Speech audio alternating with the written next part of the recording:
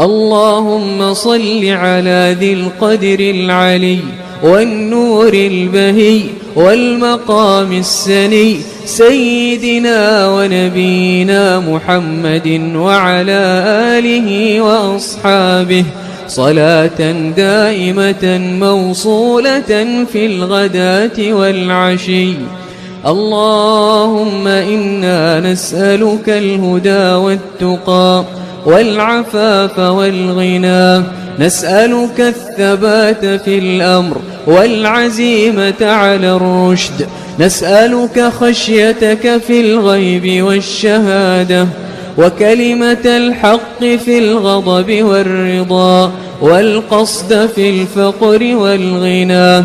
نسألك إيمانا لا يرتد، ونعيما لا ينفد، ومرافقة سيدنا محمد في جنان الخلد.